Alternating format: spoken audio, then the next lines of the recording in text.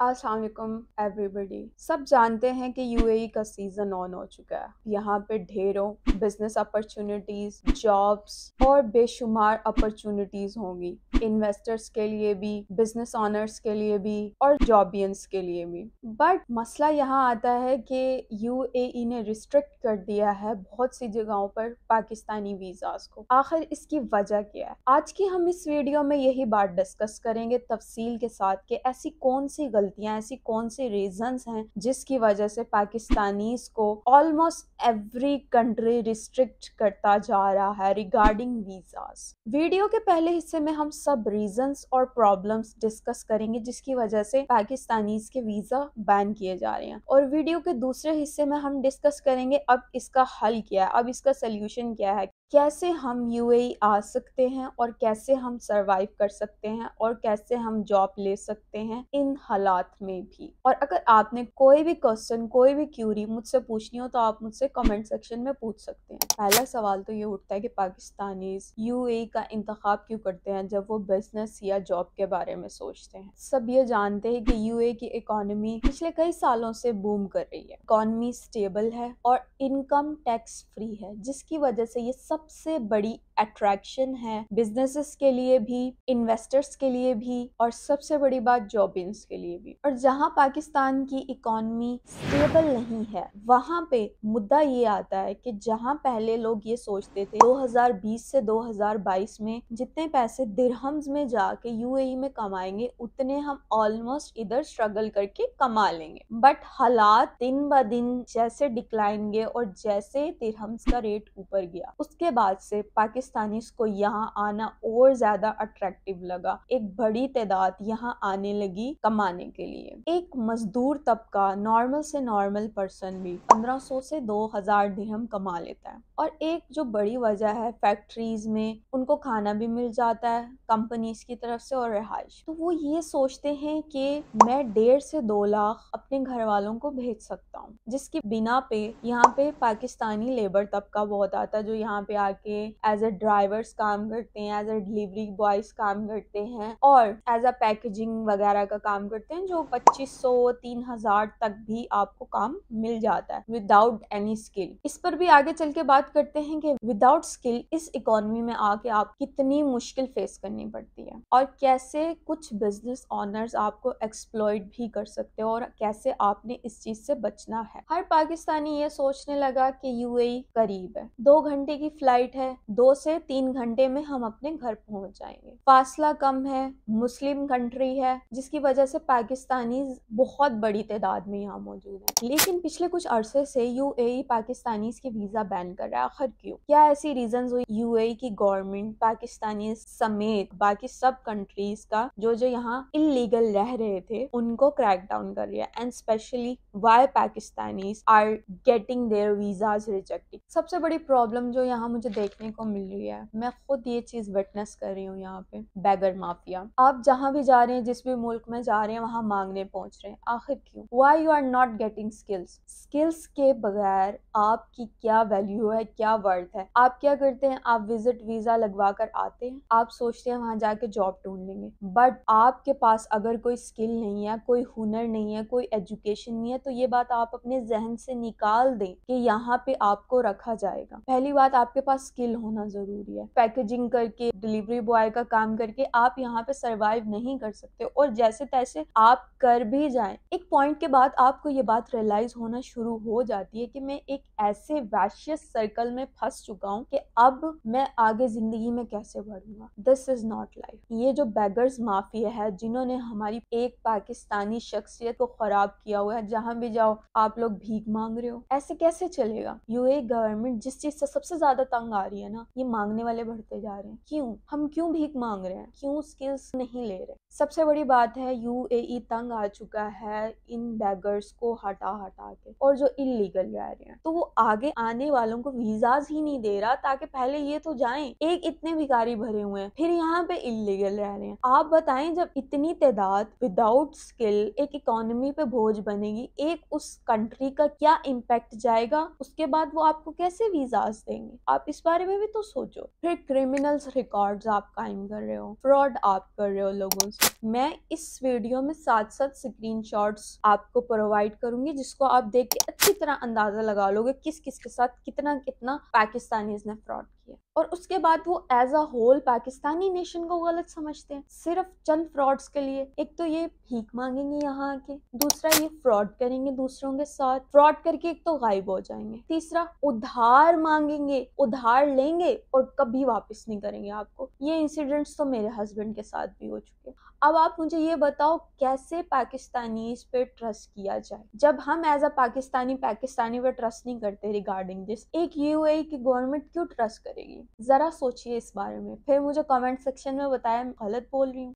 Fourth point, making videos of foreigners. जाएंगे इतने नदीदापन दिखाएंगे, इतना नदीदापन दिखाएंगे, बीचेस पे जाएंगे, दूसरी लड़कियों की वीडियोस बनाएंगे, और जब वो कंप्लेन करेंगे पकड़े जाएंगे, तब कौन पकड़े जाएंगे? पाकिस्तानीज, क्योंकि बना ही रहे थे। भाई आप लोगों को क्या पड़ी है बीचेस पे जाके लड़कियों की वीडियोस बनाने की? और वो पकड़ लेंगी तो वो कंप्लेन कर देंगी, पता लगेगा आगे से कौन निकला है? पाकिस्तानी। क्या करे बंदा। और एक बात सुन ले, फिफ्थ पॉइंट, डोमेस्टिक वायलेंस। गलती से यहाँ ले आएंगे अपनी औरतों को, फिर ये पाकिस्तान नहीं है, यहाँ फैमिली कोर्ट्स होती है, एक सिस्टमेटिक वे चल रहा है। अगर एक औरत जाके फैमिली कोर्ट में कंप्लेन करेगी तो आपसे पूछा जाएगा व्हाट्स द प्रॉब्लम। तो प्लीज आप पहले गवर्नमेंट को छोड़े, पहले आप अपना एहतसाब तो कर लें। सिक्स्थ पॉइंट, मैंने खुद लोगों को देखा है, एक पाकिस्तानी यहाँ आएगा, कंपनी एस्टैब्लिश करेगा, कंपनी बनाएगा, 5-6 एम्प्लॉयज को बुलाएगा, पाकिस्तान से वीजा प्रोवाइड करेगा और उस वीजे की कॉस्ट लेगा, उससे पैसे लेगा, लिए उनको एज अ एम्प्लॉय शो करवाएगा, लेकिन वो एज सच कोई असली कंपनी नहीं होगी, सिर्फ पेपर वर्क में, और कहेगा जाओ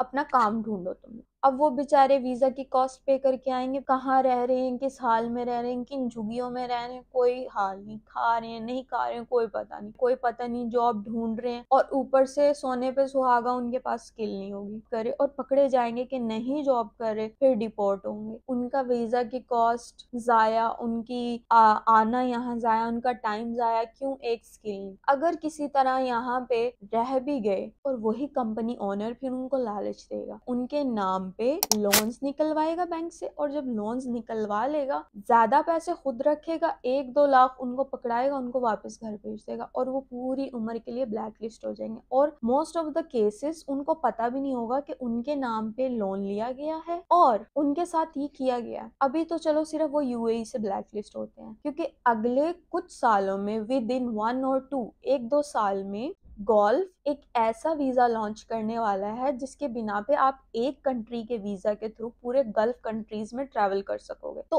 तब आप अगर यूएई से सिर्फ बैन होगे ना, तो सिर्फ आप यूएई से बैन नहीं होगे, फिर आप पूरे सऊदी अरब, कतर कहीं भी नहीं जा सकोगे। तो पाकिस्तानीज, आपको चाहिए कि आप अपना किबला दुरुस्त करें, आप पहले अपने आप को ठीक करें, ये हरकतें ठीक करें। आप इस तरह कंपनी रजिस्टर करवाना, फिर उन एम्प्लॉयज के नाम पे लोन लेना, और फिर उनको पाकिस्तान वापस भेज के मिलियंस तक का स्कैम हो चुका है। Can you believe that? Million. जिसकी वजह से कुछ ये सिटीज में मेंशन कर रही हूँ, इन सिटीज के वीजाज बिल्कुल यूएई बैन कर चुका है। इन बुरे हालात को देखते हुए यूएई की गवर्नमेंट ने फिर एक रास्ता निकाला कि कैसे इलीगल पाकिस्तानीज और अदर कंट्रीज के लोगों को बाहर निकाला जाए कि वो विदाउट एनी फाइन अपने घर जा सकें। ये प्रोग्राम गवर्नमेंट की तरफ से लॉन्च किया गया एमनेस्टी प्रोग्राम, जो कि 31 अक्टूबर को खत्म हो जाएगा। प्लीज मेरे सब पाकिस्तानी भाई बहनों से रिक्वेस्ट है, जो भी यूएई में इलीगल रह रहे हैं उनके पास यही वक्त है,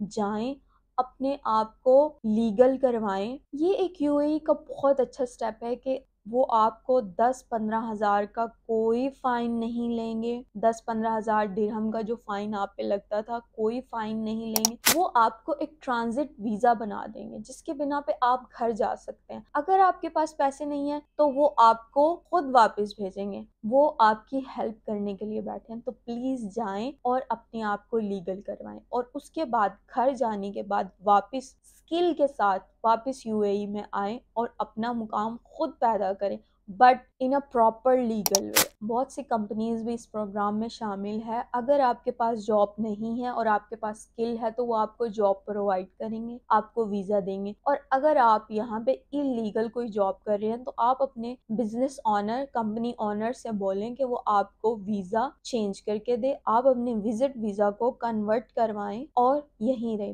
बट ये चीज हुकूमत की नॉलेज में लाएं। आपको एक जगह अगर तरक्की करने के लिए मुयसर आ ही गई है तो प्लीज अपनी लापरवाहियों की वजह से पूरे जो पाकिस्तानी टैलेंटेड हैं, बिजनेस ऑनर्स हैं, इन्वेस्टर्स हैं जो यहाँ आके काम करना चाहते हैं, उनकी अपॉर्चुनिटी पे लात मत मरवाएं, उनको आने दें। यूएई की गवर्नमेंट इस मामले में क्रैकडाउन पे लगी हुई है कि इलीगल लोगों को निकाला जाए ताकि वो दोबारा वीजास खोल सकें। तो प्लीज आप इस बात को समझें, अपने आप को लीगल करें। इसी वजह से बहुत से पाकिस्तानीज को ये बात फेस करनी पड़ रही है कि अब जो न्यू लोग फैमिली वीजा लेकर आ भी जाते हैं तो उनको ऑन बोर्ड रोक लिया जाता है, उनसे फ्लाइट टिकट्स चेक की जाती हैं, लिविंग कहाँ कर रहे हैं वो चेक किया जाता है। जरा सा भी शक होने पर उनको एंट्री नहीं दी जाती। जिन पे भी उनको डाउट होता है कि ये पर्सन यहाँ पे इलीगल रह सकता है। होपफुली जल्दी वीज़ास ओपन हो जाएंगे जब ये एमनेस्टी प्रोग्राम ख़त्म हो जाएगा और ऑलमोस्ट जो जो इलीगल यहाँ पर रह रहे हैं उनका क्रैक डाउन हो जाएगा। टिल देन आप किस तरह यूएई आ सकते हैं? आपका अगर कोई फैमिली मेंबर ऑलरेडी यहाँ है तो आप फैमिली वीज़ा पर आ सकते हो। अगर आपने किसी जॉब के लिए अप्लाई किया है तो आप किसी कंपनी के थ्रू आ सकते हो। और फ्रीलांसिंग वीज़ा भी आप अवेल कर सकते हो, लेकिन फ्रीलांसिंग वीज़ा गवर्नमेंट वीजा के अंडर नहीं आता। कोई भी कंपनी इसकी एक कैटेगरी निकालती है एज अ फ्रीलांसिंग वीजा और फिर उसको सेल करने लग जाती है। फ्रीलांसिंग वीजा आपको मिल जाता है 6 से 7 लाख में, और अगर आप कोई कंपनी रजिस्टर करवा कर आना चाहते हैं तो आपको 12 लाख लग जाते हैं। लेकिन अभी जिस तरह का माहौल पाकिस्तानी ने यहाँ बनाया हुआ है, कंपनी रजिस्टर करवाने के बावजूद भी बहुत से लोगों की एंट्री रोकी गई है, जिसका स्क्रीनशॉट मैं यहाँ पे आपको लगा देती हूँ। और जिसकी वजह से हमें सबसे पहले अपना किबला दुरुस्त करना पड़ेगा, फिर हमें देखना पड़ेगा कि दूसरे क्या करें। फर्स्ट ऑफ ऑल पाकिस्तानी पहले अपने आप को सुधार लो, फिर किसी और को बोलना। पहले अपना किबला दुरुस्त कर लो। मुझे इतना झेलने का शुक्रिया।